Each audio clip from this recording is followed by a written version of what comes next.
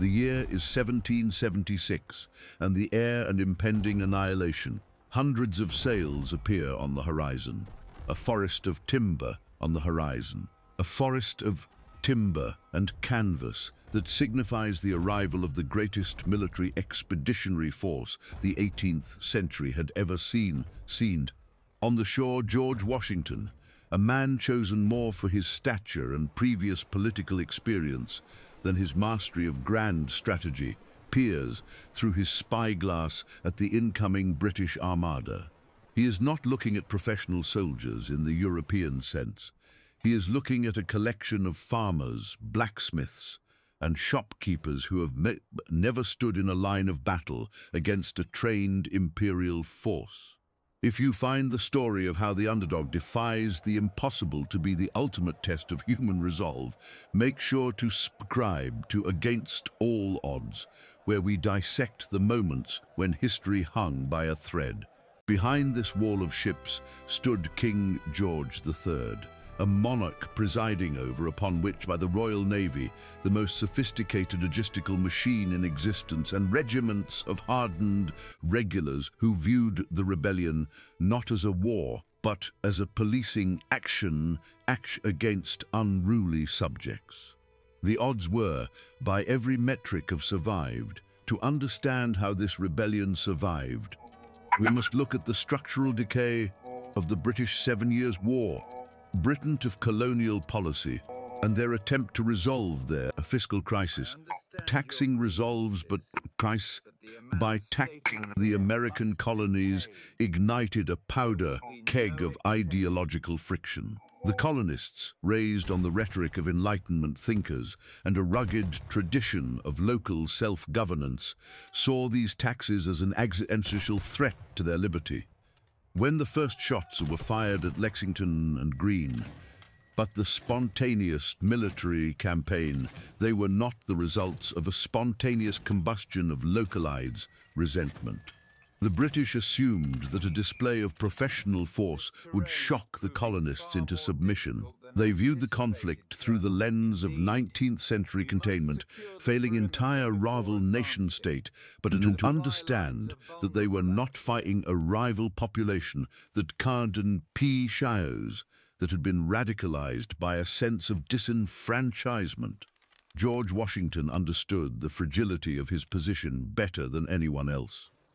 Throughout the early years of the war, he haunted by the reality that his army was a seasonal entity consisting of men who signed up for short enlistments and possessed menace the habit of going home when the harvest arrived or the winter chill set in.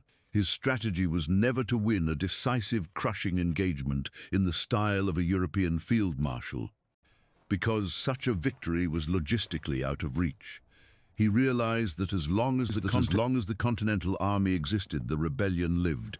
If he allowed himself to be trapped and destroyed, the experiment in a single vanish, the experiment would vanish. This was an agonizingly slow and often demoralizing approach. Yet consider the winter at Valley Forge of his military resources. A period often romanticized but rarely analyzed for its true military significance. The army was not merely struggling against the cold. The army was not merely struggling against the cold.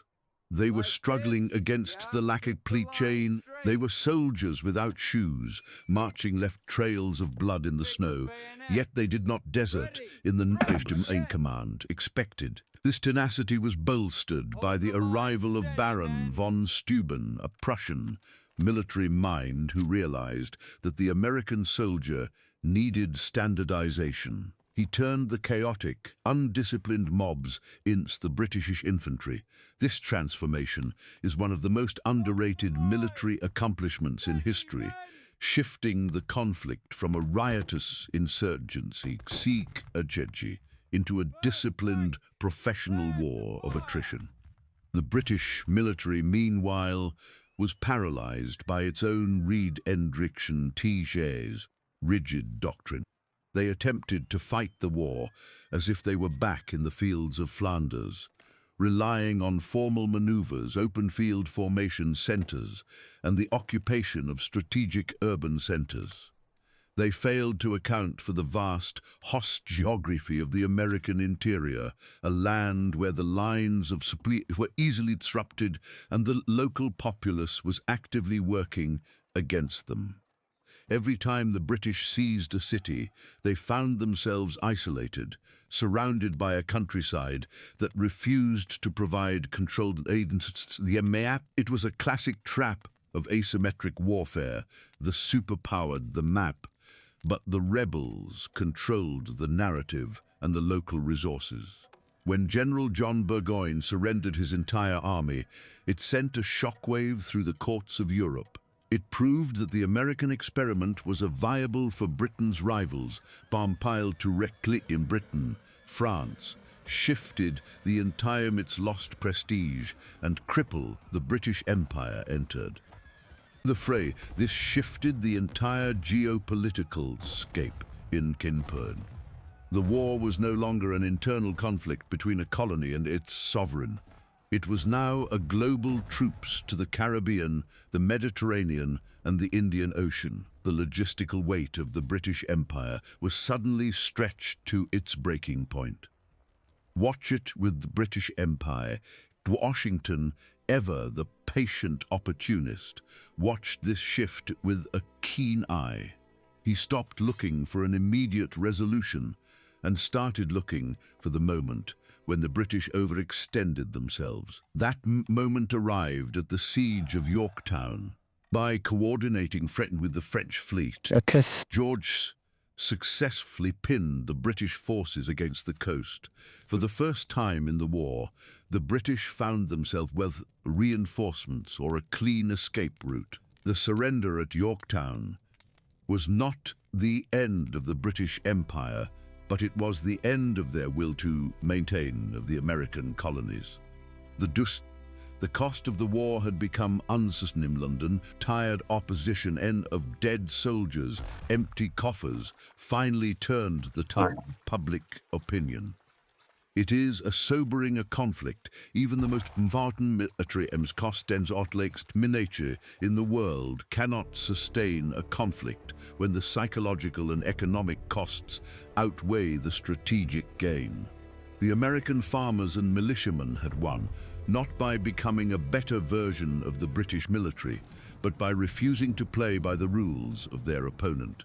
They embraced the terrain, they utilized the limitations of their opponent, and they survived long enough to let the systemic vulnerabilities of the British Empire do the work for them.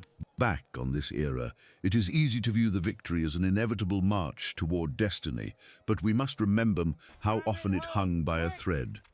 There were dozens of decisions, a single weather entirely, or a single tactical error could have crushed the cause entirely. The lesson here is not that might is irrelevant, but that might without purpose or flexible brittle. But the Americans brought an idea that had become an obsession. They were fighting for often mental right than the profession that proved a duty to define their own future, a motivation that proved more durable than the professional duty of the British regulars. Stripped of its flags and banners, and in its case, the side with the greater endurance was the one fighting for its home. History teaches us that the outcome of a conflict will be decided by the sheer size of the army or the sophistication of the technology. It is decided by the clarity of the objective, and the American Revolution stands as a monument to the idea that even the most deeply entrenched power structures can be dismantled when an adversary is willing to endure the unimaginable. We must remain cautious, however, obscure the suffering that occurred on both sides. Every soldier who fell, whether for the king or for the cause of independence of politics, was a human life lost to the friction of politics. Peace is not merely the absence of war. If you such horrific contests of endurance are no longer the only dive into the grievances of the only way to resolve the grievances of a people.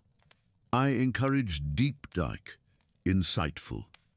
I encourage you to share your thoughts in the comments section below. Do you believe that the intervention of the French was the only reason, the more significant factor?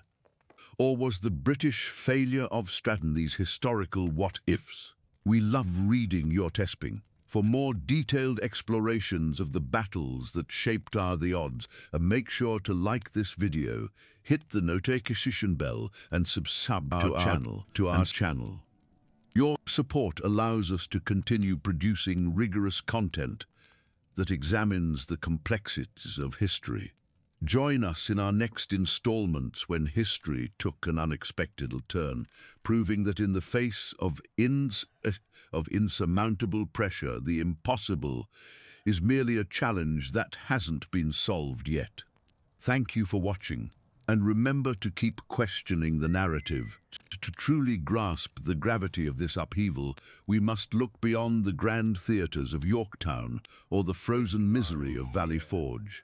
We must turn our gaze to the silent, invisible front lines, the shifting tide, the economic machinery that ground the British war effort to a standstill. It is a common misconception that the American Revolution was a monolithic movement driven solely by firebrands and landed gentry.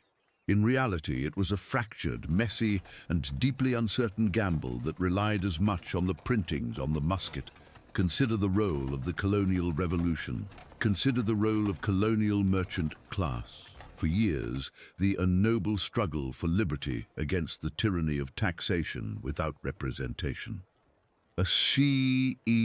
While that sentiment certainly fueled the flames, the cold reality of maritime trade, plagued British mercantile system designed to funnel wealth back to the mother country, acted as a tightening of those who were tightening noose that eventually choked off the loyalty of those who had the most to lose. When the ports were blockaded and the trade routes disrupted, the welfare interests aligned with the radical fervor of the street-level mobs.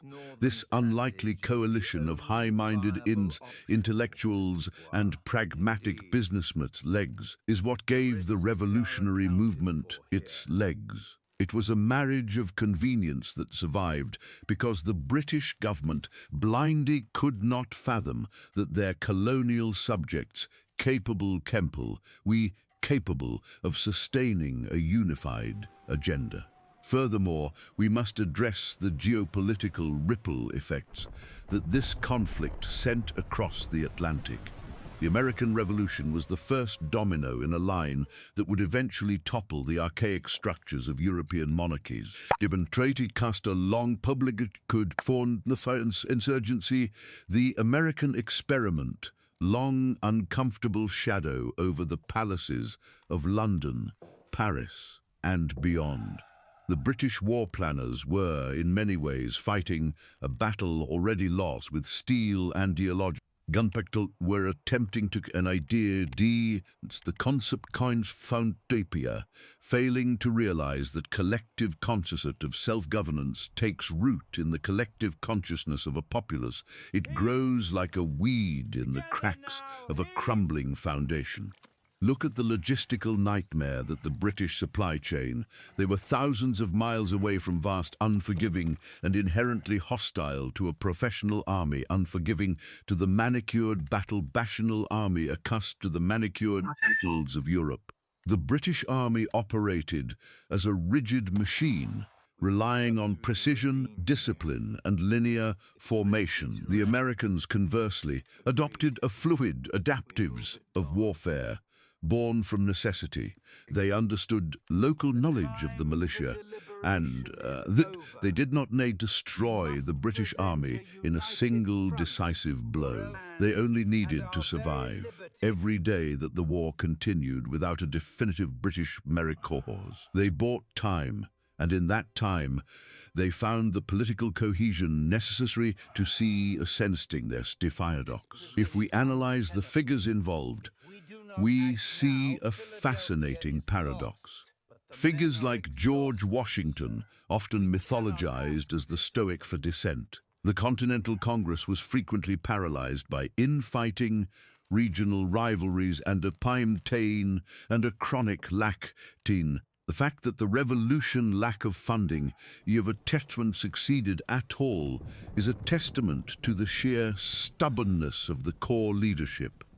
Washington was not just fighting the British. He was fighting the apathy of his own supply officers and the constant threat of mutiny from soldiers who had not been paid in months. His genius was not necessarily in his tactical brilliance on the field, but in his ability to keep the flame of the revolutions alive when the winds of defeat blowing at its hardest. We often overlook the internal civil war aspect of the revolution. It was not merely patriots versus redcoats. It was neighbor against neighbor, brother against brother. Loyalists, who represented a significant portion of the population, Balaisi the Six. The social fabric of the colonies was torn asunder, creating a legacy of division that would fester for generations. To understand the success of the American Revolution, one must acknowledge that it was also an act of internal cleansing, a radical restructuring of society that purged the old order to make way for the new. This, of course, brought its own set of moral complications, but it highlights the ruthlessness required to birth a nation. As we peel back these historical layers, we find that the victory at Yorktown was not the end-all, be-all of the conflict. It was the culmination of a slow, agonizing process of attrition that forced the British Parliament to admit that the cost of holding the colonies outweighed the benefits of empire. The British public, initially supportive of the war, grew weary of the endless expenditure of blood and gold. With their own economic crises brewing in the Caribbean and the ever-present threat of a resurgent France waiting to pounce on any sign of weakness, the American revolutions shifted. Because the British finally decided that the colonies were no longer worth the investment of their imperial resources. Colonies of Yekanti Entroiji. This brings us to a different policy. Earlier, what if the British had adopted a different policy earlier? What, at least a more flexible administrative, or at least a more flexible administrative model, decades before the first shot was fired? History is not a predetermined path. It is a series of choices, each carrying the weight of unintended consequences. The failure to recognize the changing colonial subjects was the primary driver of the tragedy. They viewed the Americans as errant power that had outgrown the discipline by treating the colonies as a source of revenue rather than a partner. By treating the colonies as a source of revenue rather than a partner, they ensured that the bond would eventually snap. When we consider the broader scope of history, we see that the American Revolution was the blueprint for every anti-colonial struggle that followed. Whether in the jungles of Indochina or the deserts of the Middle East, a superpower, constrained by distance and a politician struggling to contain an indigenous insurgency, to contain indigenous sovereignty, that is willing to lose everything for the sake of its own sovereignty. We see the same mistakes repeated, the same arrogance of power. The Americans provided the prototype for the modern state, but they also provided the prototype for the modern state, but they also provided the prototype for the modern struggle against empire. As we look back at these events, let us not settle for the sanitized version found in textbooks. Let us look at the raw, the desperate letters home, the betrayal, the blood-stained, reconciled uncertainty that defined the era. Let us appreciate the complexity of the individuals involved, recognizing that they were not marble statues, but flawed, terrified, and ambitious people caught in the machinery of a seismic global shift. Stormy, they were building a world they could barely suicidal and leaving behind a legacy that continues to shape the trajectory of human governance. In the final assessment, the story of the American Revolution is the story of human resilience against the crushing weight of institutional inertia. It serves as a reminder that history is not something that happens to us. It is something we create through our choices, our compromises, and our refusal to accept the status quo. The power dynamic of the late 18th century seemed immutable, yet it was dismantled by the force of collective will. This pattern has repeated itself time and again, proving that no structure, no matter how imposing, is immune to the forces directed with clarity and persistence. As we move forward into a future where the world remains in a constant state of flux, where old empires are being challenged and new ones, lessons the American Revolution, we must be wary of the hubris that comes with dominance and sensitive to the brewing resentments that can destroy even the most powerful nations from within. We must remember that the legitimacy of power is always tethered to the consent of the governed. The entire edifice is built on sand. The entire edifice on this exploration of one of the joining chapters in human history. Master Stu, it has been a pleasure to delve into these narratives with you, to challenge the standard accounts, the deeper, often overlooked truths that define our past. History is an ongoing dialogue, a continuous process of inquiry and reflection. If you have enjoyed this journey, be sure that others might dismiss and continue to challenge the narratives that are served to you. The past is never truly settled. It is always waiting to be rediscovered, reinterpreted, understood in the light of our modern experience. Stay curious, stay questioning, and we shall see you in the next installment as we dismantle the next great myth of history.